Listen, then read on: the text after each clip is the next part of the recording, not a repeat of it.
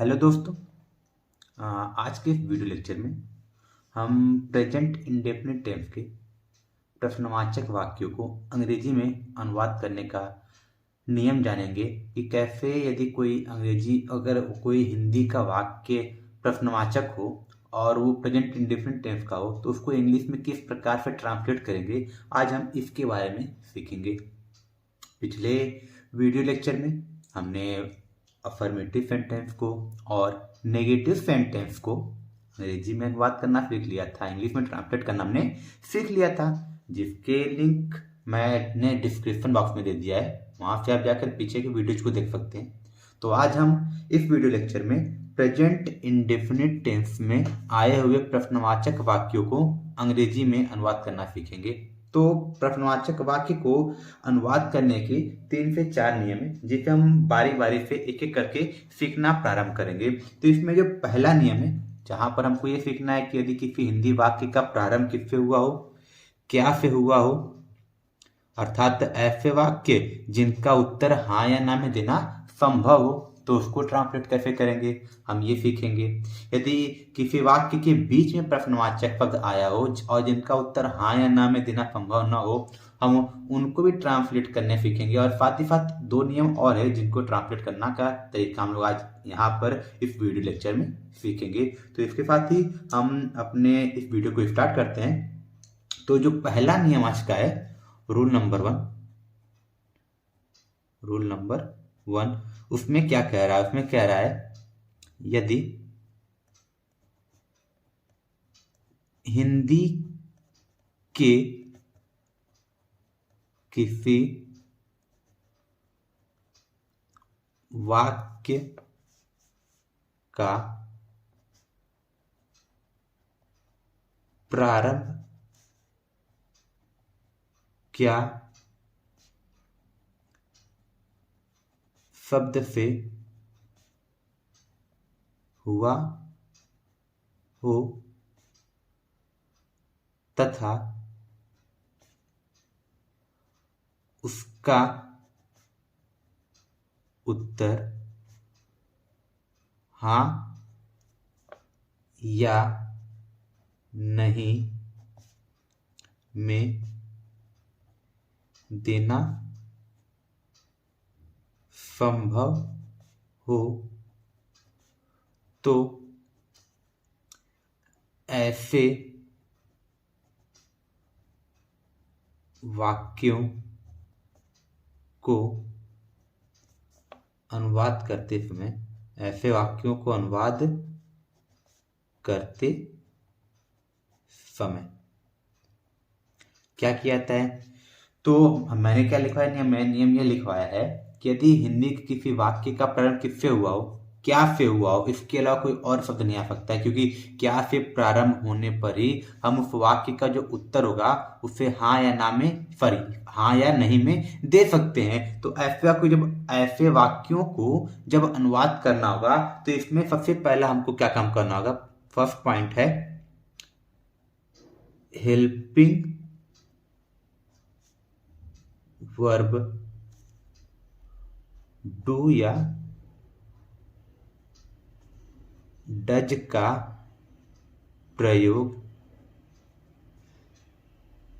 Subject के अनुसार करते हैं, सब्जेक्ट के अनुसार करते हैं। अगला पॉइंट क्या आ जाएगा? सब्जेक्ट लिखा जाता है, सब्जेक्ट लिखा जाता है। तीसरा पॉइंट हो जाएगा वर्ब की फर्स्ट फॉर्म का प्रयोग करके ऑब्जेक्ट का प्रयोग करते हैं तथा अंत में बचे शब्दों को अनुवाद कर लेते हैं। अनुवाद कर लेते हैं। तो ये रहा इसका जो बेसिक नियम। तो इन नियम को दोबारा बताता हूँ। जब भी हमारा प्रश्नवाचक वाक्य से प्रारंभ हो, क्या शब्द से, ऐसे प्रश्नवाचक वाक्यों को फर्स्ट टाइप इंट्रोगेटिव सेंटेंस कहते हैं। ऐसे प्रश्नवाचक वाक्य क्या कहते हैं? फर्स्ट टाइप इंट्रोगेटिव सेंटेंस कहते हैं। तो जब फर्स्ट टाइप इंट्रोगेटिव सेंटेंस होगा तो उसको ट्रांसलेट करते समय हम लोग क्या करेंगे? सबसे पहले क्या लिखेंगे?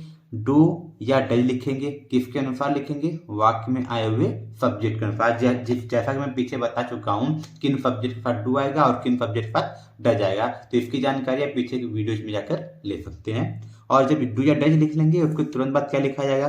सब्जेक्ट लिखा जाएगा। और सब्जेक्ट को लिखने के बाद वर्ब की फर्स्ट फॉर्म और उसको लिख कर क्या लिखेंगे? ऑब्जेक्ट लिखेंगे। और अंत में क्या लिखेंगे? जो बचे हुए शब्द होंगे उनको अनुवाद कर लेंगे। तो इसका जो स्ट्रक्चर मिलेगा, स्ट्रक्चर मतलब जो संरचना मिलेगी वो कुछ इस प्रकार से मिलेगी। सबसे पहले क्या आएगा? या तो डू या तो डज। उसके बाद क्या आएगा? सब्जेक्ट। उसके बाद वर्ब की फर्स्ट फॉर्म, उसके बाद ऑब्जेक्ट और उसके बाद क्या जाएगा? अदर वर्ड्स और लास्ट में क्वेश्चन मार्क। तो हमको ये स्ट्रक्चर मिल गया है। इस स्ट्रक्चर का प्रयोग अब हम लोग इस तरह के वाक्यों को ट्रांसलेट करने में करेंगे।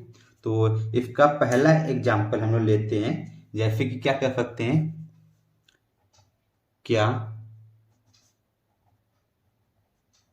कमला मधुर गाना गाती है? क्या कमला मधुर गाना गाती है? तो अब जब हम लोग देखेंगे तो इस वाक्य के अंत में किसका प्रयोग हो गया है? क्वेश्चन मार्क का प्रयोग हुआ है। जब क्वेश्चन मार्क हो गया तो ये वाक्य क्या हो जाएगा? ये वाक्य हो जाएगा प्रश्नवाचक इंट्रोगेटिव सेंटेंस। जब ये इंट्रोगेटिव सेंटेंस है तो इंट्रोगेटिव सेंटेंस हम इस वाक्य को देखेंगे। इस वाक्य का प्रारंभ किससे हो गया है? क्या से हो गया है? तो ये क्या बन गया? ये बन गया फर्स्ट टाइप इंट्रोगेटिव सेंटेंस। क्योंकि इसका उत्तर जो है हाँ या ना हम दे सकते हैं। यदि हम लोग कोई किसी को पूछेंगे क्या कमला मधुर गाना गाती है, अगर जो जानता हुआ गाती है तो बोलेगा हाँ गाती है, और वो नहीं जानता तो बोलेगा नहीं गाती है। तो इसका आंसर इस तरह देना पॉसिबल है। तो ये किस टाइप का इंट्रोगेटिव हो गया? फर्स्ट टाइप का इंट्रोगेटिव हो गया है। और इसका टेंस क्या हो गया है? क्रिया के अंत में क्या है? ती है। और जब हिंदी वाक्यों के क्रिया के अंत में ता है, ती है, ते हैं ऐसे शब्द आते हैं तो उसका टेंस क्या हो जाता है? प्रेजेंट इंडेफिनिट टेंस रहता है। मतलब ये जो सेंटेंस है वो प्रेजेंट इंडेफिनिट टेंस है। और कौन सा सेंटेंस है? First type interrogative sentence. तो इसको जब ट्रांसलेट करेंगे तो स्ट्रक्चर क्या कह रहा है? सबसे पहले डू या डज। अच्छा, पहले सब्जेक्ट के अनुसार गाना गाने कम कौन कर रहा है? कमला। तो कमला क्या हो गई? हमारी सब्जेक्ट हो गई। और जो कमला है वह फेमिनिन जेंडर है और सिंगुलर नाउन है। क्योंकि प्रॉपर नाउन होता है, सिंगुलर नाउन हो गया है। और जब भी सब्जेक्ट सिंगुलर होता है तो उसके पास हेल्पिंग वर्ब किसका प्रयोग करते हैं? डज का प्रयोग करते हैं। तो यहाँ पर हमारा क्या आ जाएगा? डज। तो हमने यहाँ से डू या डज में फिर डज को लिख लिया सब्जेक्ट के अनुसार। अब क्या लिखना है? सब्जेक्ट। सब्जेक्ट क्या है? कमला। डज कमला। अब क्या लिखना है? वर्ब के फर्स्ट फॉर्म। काम क्या हो रहा है? गाने का। गाने की इंग्लिश क्या आती है? सिंग। डज कमला सिंग। अच्छा, कमला क्या गाती है? मधुर गाना। सिंग। अब मधुर गाने क्या जाएगा?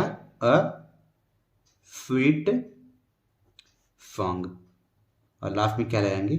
मार्क ऑफ इंट्रोगेशन अर्थात क्वेश्चन मार्क, प्रश्नवाचक चिन्ह। तो इस प्रकार से इस वाक्य का ट्रांसलेशन हो गया।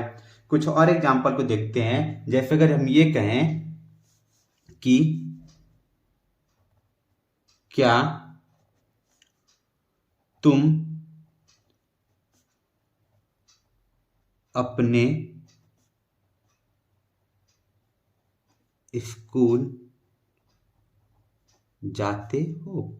क्या तुम अपने स्कूल जाते हो? तो हमारे पास अभी अगला सेंटेंस है। इस सेंटेंस के अंत में भी आ गया है, क्वेश्चन मार्क आ गया है। तो ये प्रश्नवाचक वाक्य हो गया, इंट्रोगेटिव सेंटेंस हो गया। किस टाइप का इंट्रोगेटिव है?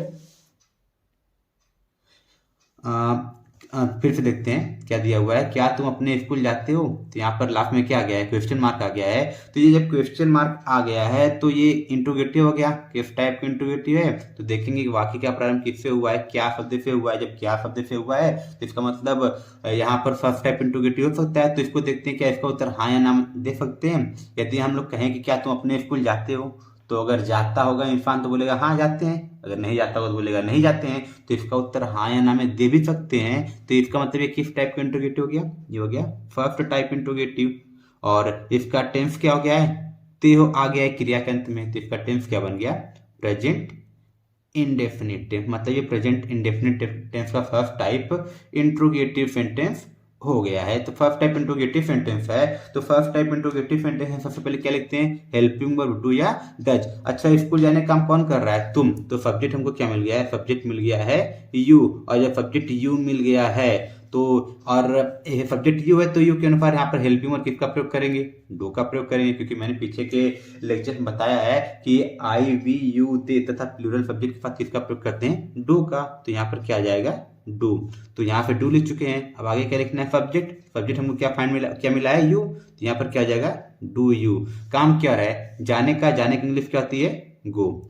डू यू गो, तो कहाँ जाता है, अपने school. Do you go to, you के साथ अपने की इंग्लिश क्या आती है, योर।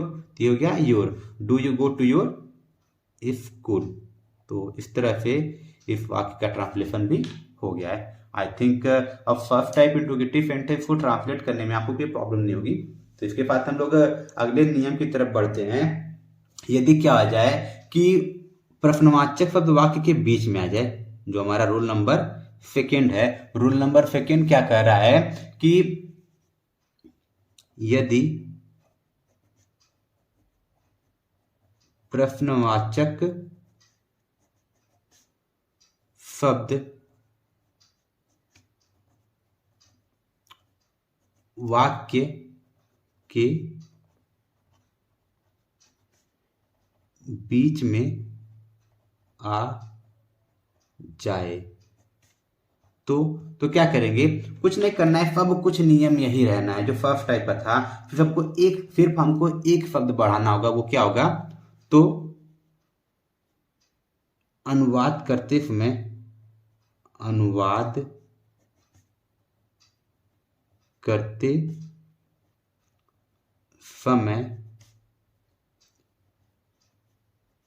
सबसे पहले प्रश्नवाचक शब्द, जिसको इंग्लिश में क्या कहेंगे, इंट्रोगेटिव वर्ड की अंग्रेजी लिखते हैं। तो क्या हो जाएगा, तब इसका स्ट्रक्चर क्या मिलेगा, मैंने बताया कि ये जो अगर क्या हो जाए, यदि प्रश्नवाचक शब्द वाक्य के बीच में आ जाए तो कुछ नहीं करना है। ये जो स्ट्रक्चर हमको ऊपर दिया हुआ है फर्स्ट टाइप वाला, सब कुछ नियम वही रहना है। हेल्पिंग वर्ब, सब्जेक्ट, वर्ब की फर्स्ट फॉर्म, ऑब्जेक्ट और अदर वर्ड्स, ये तो जो हमारा ऑर्डर है वो सेम रहना है। बस हमारा क्या हो जाएगा, जो वाक्य का प्रारंभ करेंगे वो किससे कर देंगे, जो प्रश्नवाचक शब्द वाक्य के बीच में आया होगा, हम लोग वाक्य का प्रारंभ उस शब्द से कर देंगे। तो जो हमको स्ट्रक्चर मिलेगा, स्ट्रक्चर मिल जाएगा। सबसे पहले क्या लिखेंगे, क्वेश्चन वर्ड, मतलब जो वाक्य के बीच में प्रश्नवाचक शब्द होगा। उसके बाद क्या लिखेंगे, हेल्पिंग वर्ब, डू या डज लिखेंगे। उसके बाद क्या आ जाएगा, सब्जेक्ट हो जाएगा। उसके बाद क्या लिखेंगे, वर्ब की फर्स्ट फॉर्म, ऑब्जेक्ट, और अंत में क्या लिखेंगे, अदर वर्ड्स, क्वेश्चन मार्क। तो ये हमको स्ट्रक्चर मिल गया है। सेकेंड, अब जब वाक्य के बीच में प्रश्नवाचक शब्द आता है तो उस टाइप की इंट्रोगेटिव सेंटेंस को कहा जाता है सेकेंड टाइप इंट्रोगेटिव सेंटेंस या WH टाइप इंट्रोगेटिव सेंटेंस। जब वाक्य का प्रारंभ क्या शब्द से होता है तो उसको बोला जाता है फर्स्ट टाइप इंट्रोगेटिव सेंटेंस या फिर SNO टाइप इंट्रोगेटिव सेंटेंस। तो अब इस स्ट्रक्चर के अनुसार एक ट्रांसलेशन देखते हैं हम लोग। जैसे कि क्या बोला जाए, तुम कहाँ रहते हो, तुम कहाँ रहते हो। तो अब जब इस वाक्य को हम लोग देखेंगे तो इस वाक्य अंत में क्या गया है, क्वेश्चन मार्क आ गया है। लेकिन इस वाक्य का जो प्रारंभ हुआ है उस वाक्य का प्रारंभ हुआ है वो तुम से हुआ है और प्रश्नवाचक शब्द कहाँ पर आ गया, ये वाक्य के बीच में आ गया है, तो इसका मतलब फर्स्ट टाइप तो होगा नहीं। और जब फर्स्ट टाइप नहीं हो तो मैंने जस्ट बताया जब वाक्य के बीच में प्रश्नवाचक शब्द आता है तो ट्रांसलेट करते समय सबसे पहले क्या लिखते हैं, क्वेश्चन वर्ड लिखते हैं। तो क्वेश्चन वर्ड क्या आ गया है, कहाँ, कहाँ की इंग्लिश क्या आ जाएगी, वेयर। हो गया वेयर। अब क्या लिखना है, हेल्पिंग वर्ब। हेल्पिंग क्या हो गया, तो डू या तो डज। और ये डिसाइड कौन करेगा, डिसाइड करेगा सब्जेक्ट। रहने का काम कौन कर रहा है, तुम कर रहा है। तुम मतलब सब्जेक्ट यहाँ पर क्या हो गया, हमको सब्जेक्ट मिल गया है यू, और यू के साथ हेल्पिंग वर्ब क्या आता है, डू आता है। तो यहाँ पर हेल्पिंग वर्ब क्या लिखेंगे, वेयर के बाद ये लिखेंगे डू, वेयर, और इसका सब्जेक्ट क्या आएगा, यू। तो हमने क्वेश्चन वर्ड लिख लिया, डू या डज लिख लिया, सब्जेक्ट लिख लिया। अब क्या लिखना है, वर्ब की फर्स्ट फॉर्म। तो काम क्या, रहने का, रहने की इंग्लिश क्या आ जाएगी, लिव। अब न तो इसमें ऑब्जेक्ट है न तो अदर वर्ड है, तो सेंटेंस यहाँ पर क्या आ जाएगा, खत्म हो जाएगा। तो इस तरह से इस वाक्य का ट्रांसलेशन भी हो गया। कुछ और एग्जाम्पल को देखते हैं हम, सेकेंड टाइप से रिलेटेड कुछ और एग्जाम्पल को देखते हैं जहाँ पर हमको सेकेंड टाइप की हमारी प्रॉब्लम्स क्लियर हो जाएंगी। तो जैसे कि एक एग्जाम्पल मैं यह लेता हूँ,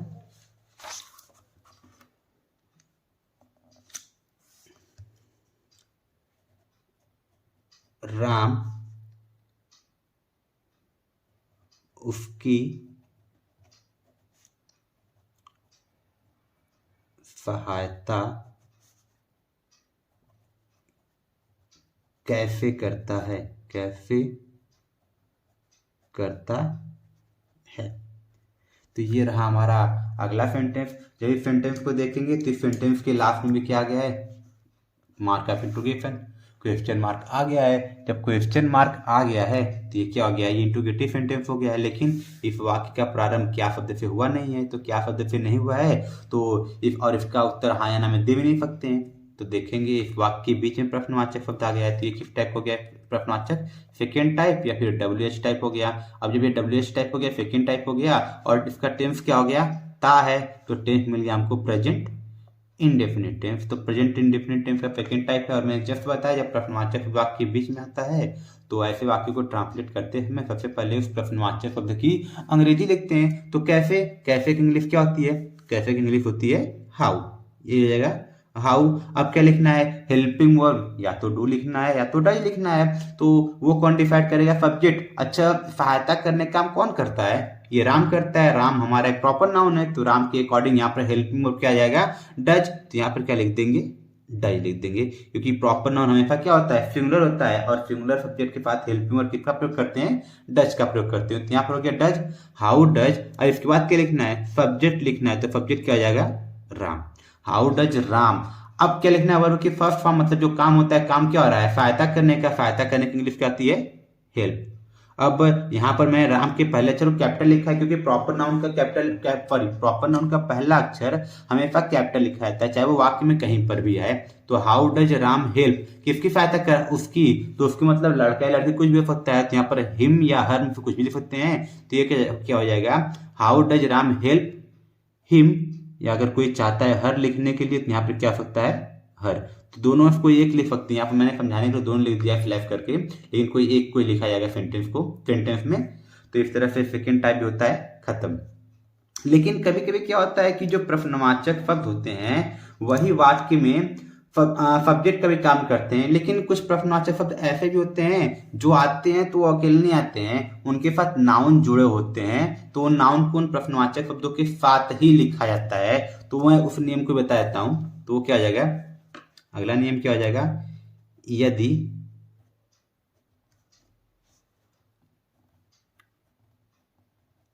वाक्य में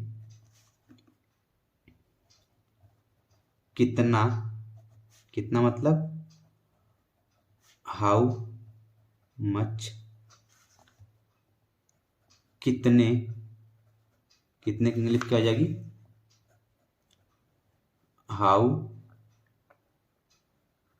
मेनी। अगर नहीं दिख रहा तो यहाँ लिख देते हैं, हाउ मेनी कौन सी, जिसकी इंग्लिश क्या आती है, विच, या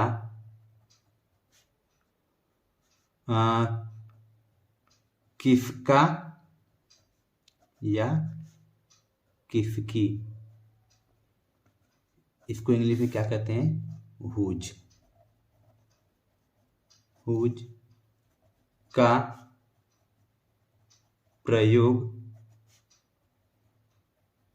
हुआ हो तो अनुवाद करते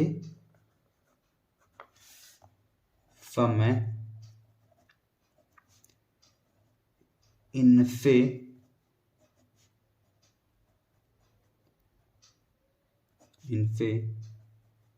संबंधित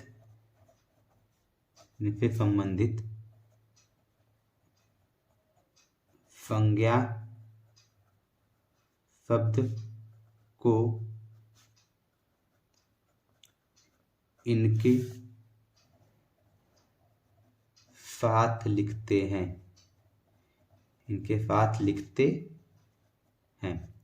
तो क्या हो जाएगा, जब भी वाक्य में क्या आ जाए, कितना आ जाए, कितने आ जाए, कौन सी आ जाए, या फिर किसका या किसकी आ जाए, जब ऐसे शब्द का प्रयोग हुआ वाक्य में सेकेंड टाइप इंट्रोगेटिव में, तो जब इसको हम लोग ट्रांसलेट करेंगे तो ये हमेशा जब भी आएंगे अकेले नहीं आएंगे, हमेशा इनके साथ जो नाउन जुड़ा होगा, जो संज्ञा शब्द जुड़ा होगा वो इनके साथ आएगा। जैसे मैं ये एग्जाम्पल लूं,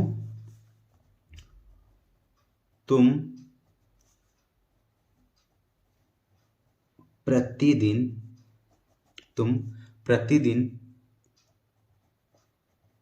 कितने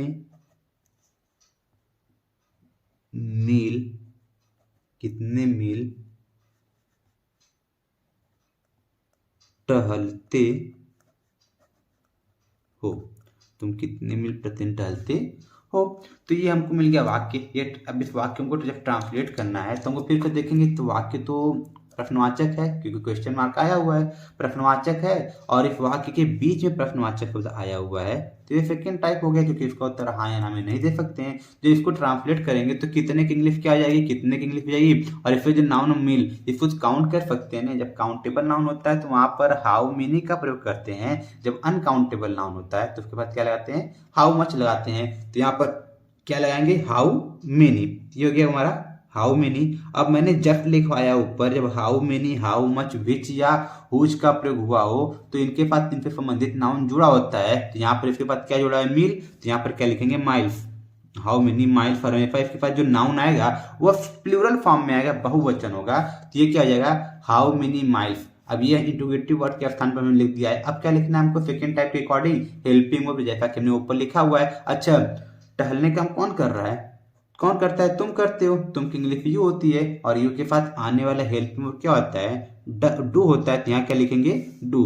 तो यहाँ ये क्या हो गया, हाउ मेनी माइल्स डू, अब ये क्या हो जाएगा, you, how many miles do you. अब टहलने की इंग्लिश क्या होती है, वॉक, तो ये क्या हो जाएगा, वॉक। अब प्रतिदिन की इंग्लिश क्या हो जाएगी, डेली हो जाएगी या एवरीडे, तो ये क्या लिख लेते हैं, डेली। तो लास्ट में क्या आ जाएगा, क्वेश्चन मार्क।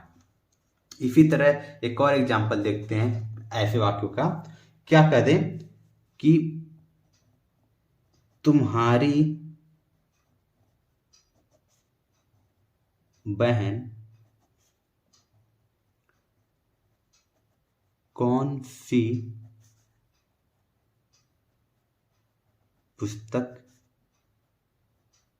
पढ़ती है, तुम्हारी बहन कौन सी पुस्तक पढ़ती है।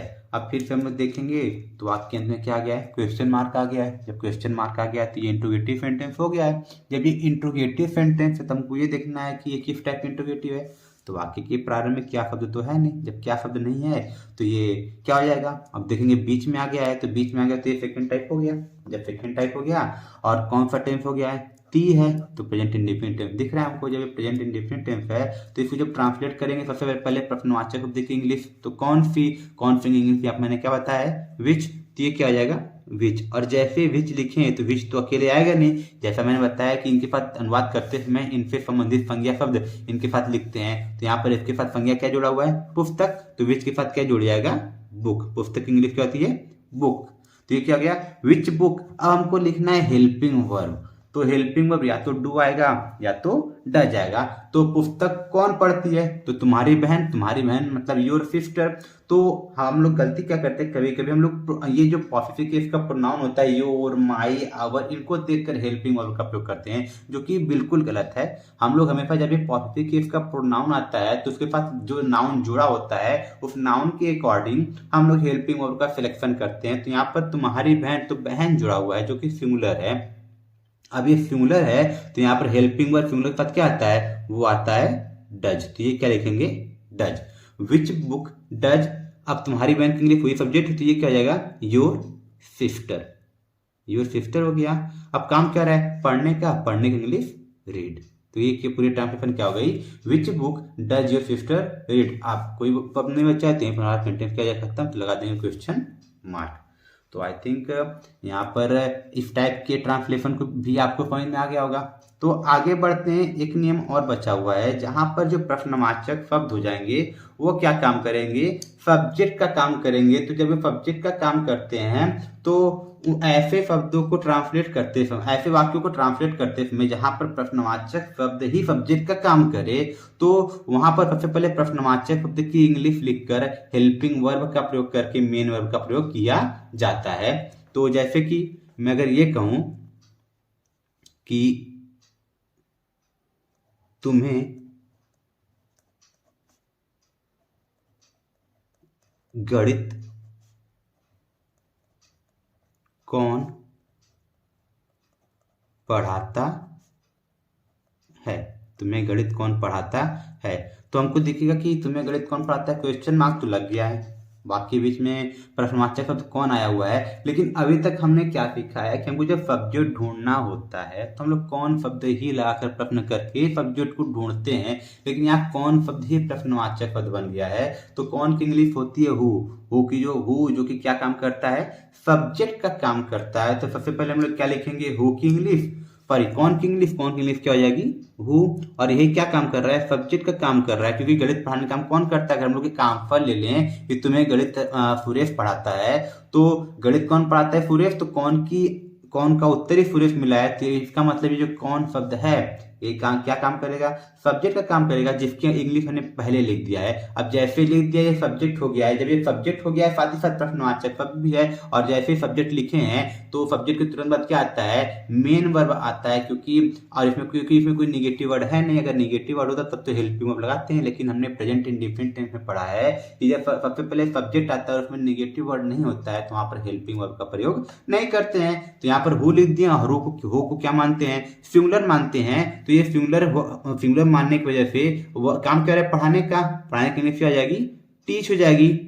और जब भी, और उसमें क्या लगाएंगे, ईएफ लगाएंगे। क्यों ईएफ लगाएंगे, क्योंकि हो सिंगुलर है और इस क्रियाकर्म में क्या आ गया है, सीएच आ गया है। और जब क्रियाकर्म में सीएच आता है तो उसमें क्या जोड़ते हैं, ईएफ जोड़ते हैं। तो ये क्या हो गया, हु टीचेज, किसे पढ़ाता है, तुम्हें, हु टीचेज यू, क्या पढ़ाता है, गणित। तो गणित की इंग्लिश क्या आ जाएगी, मैथमेटिक्स।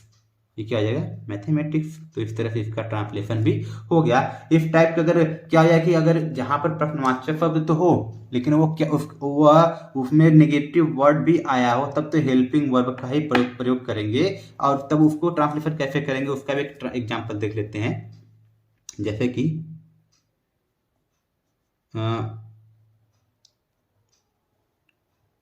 कितने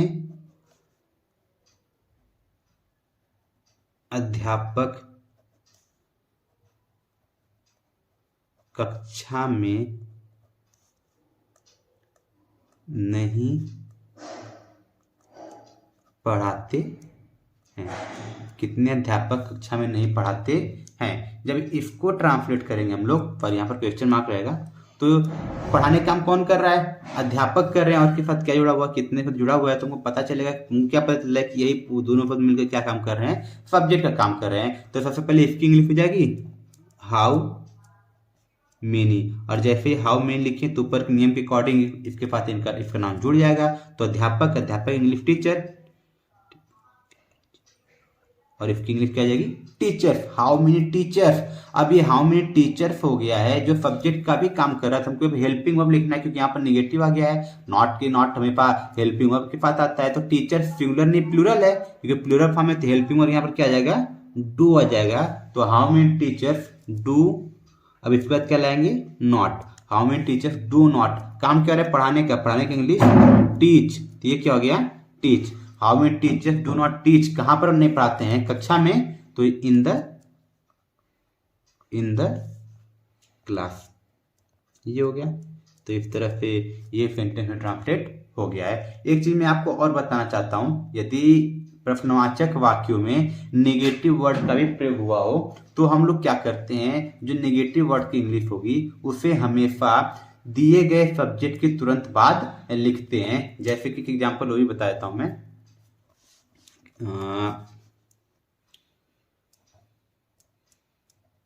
तुम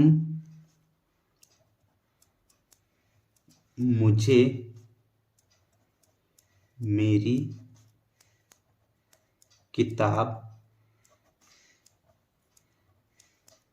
क्यों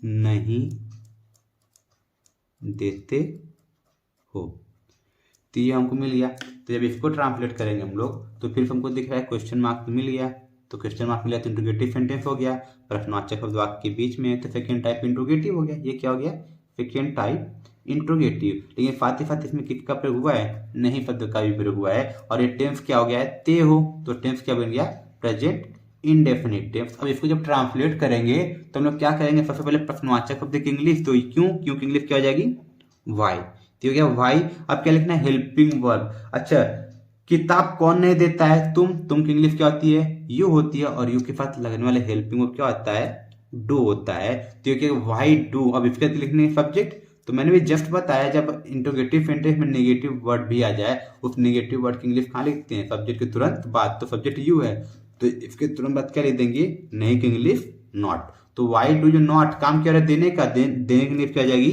गिव, ये हो गया give. Why do you not give, किसे दे रहा है, मुझे, मी, क्या नहीं दे रहा है, मेरी किताब, गिव मी माई बुक। तो इस तरह से ये ट्रांसलेशन भी हो गया है। तो इसके साथ ही प्रेजेंट इंडेफिनिट टेंस का जो भी नियम था अफर्मेटिव, नेगेटिव, इंट्रोगेटिव का, यहाँ पर खत्म होता है। अगले वीडियो लेक्चर में हम लोग इन तीनों सेंटेंस से रिलेटेड ट्रांसलेशन को करेंगे। आज की वीडियो को यहाँ पर समाप्त करते हैं। Thank you.